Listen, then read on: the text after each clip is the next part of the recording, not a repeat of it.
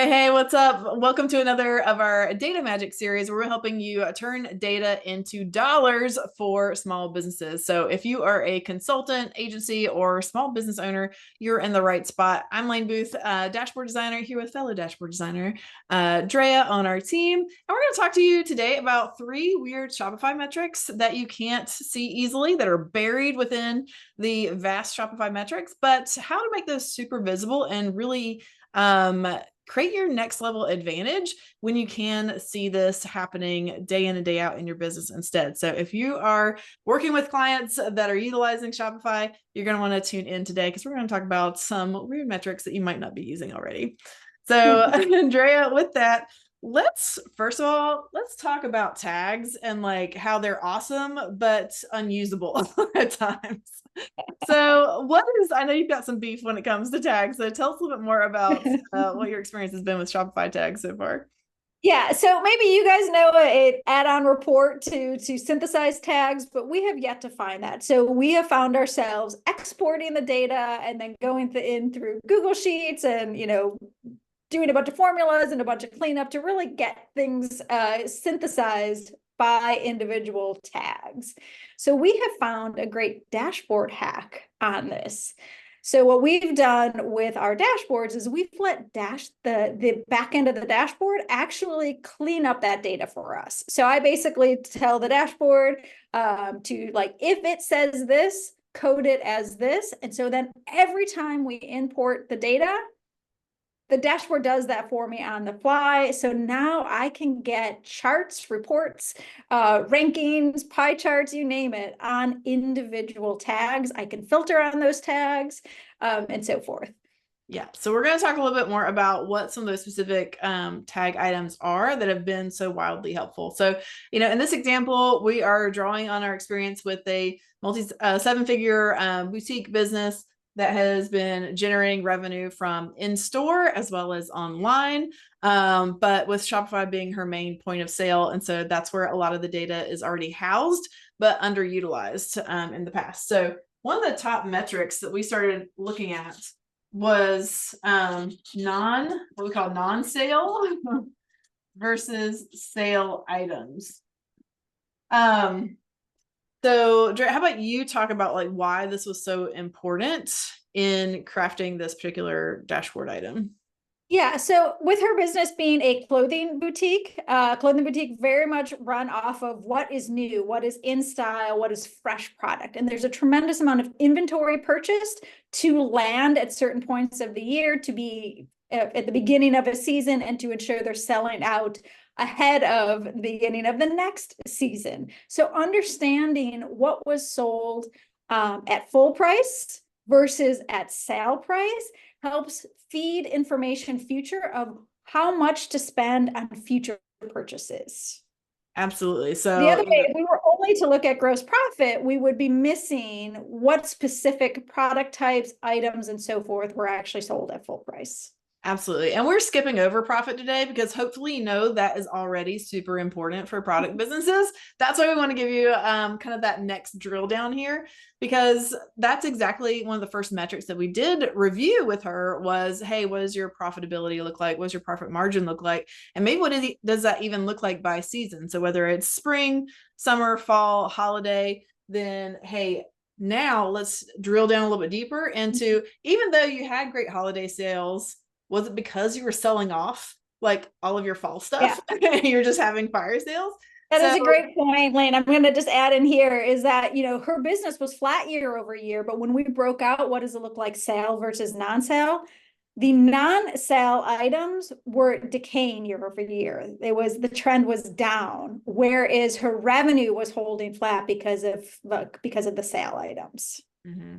So yeah, if you find yourself in this situation or you find like your clients are ending up in this situation, you want to start figuring out, hey, how can we start turning this around? We want to get higher profit margins on more non-sale items so that the business owner can get more bang for their buck, so that when they go, shopping for next season, they have enough profit from the last season to reinvest into the business and bring in those new fresh goods for their customers as well. So great one there on sale versus non-sale.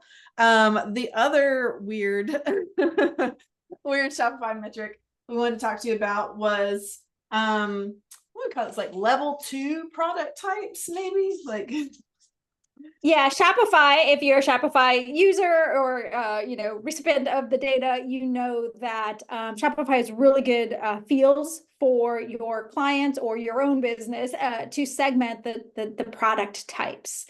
And so being able to then take that to the next level gives us just that much more insight. So I'll give you an example for our clothing boutique. Let's say sweaters. So we have a product type sweaters. We can very easily in Shopify see the metrics behind that. But using the tags, we can now dig into what's going on with turtlenecks versus V-necks versus casual sweaters versus cashmere sweaters, right? And so really digging deeper into what types of sweaters are the consumers purchasing.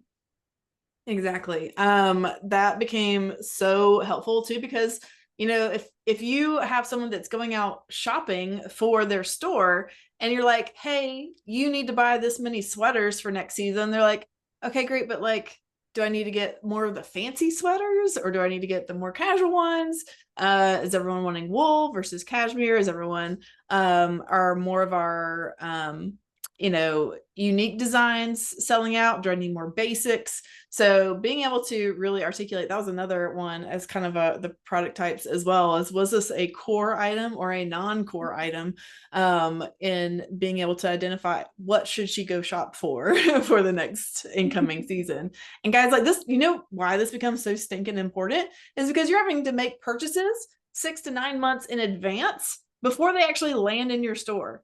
So getting this right well ahead of time makes the business owner much more confident in what to buy, how much to buy, and they're getting a lot more of those exciting products because they know that they can sell, because they have history on how those sell well in the past versus just filling their store with a bunch of core stuff that they could probably get other places. Like if you want to stand out as the boutique for what you do, then getting really good at your level 2 product types is a complete game changer. And that's what allowed her to grow much more rapidly over the last few years.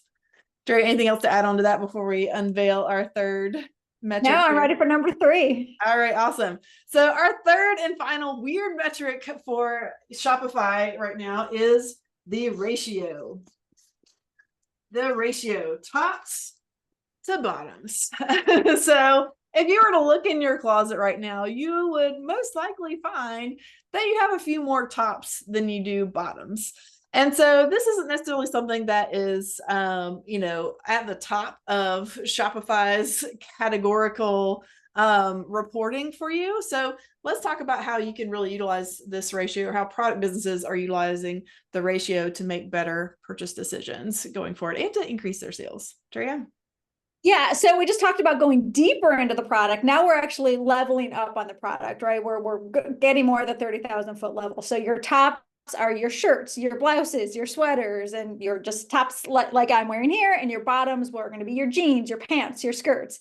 And so understanding what is selling, so how many tops per bottoms are selling, and then that helps inform purchases. So we've just talked about how we're going to use the sales, the sale versus non-sale, the individual product types and their detail around informing purchase decisions. But then we're going to zoom out and we're going to say, well, now that we've put all those pieces together, are we actually buying tops to bottoms at the ratio that we expect them to sell? So it is another cross check to have the right amount of inventory on hand for the upcoming seasons.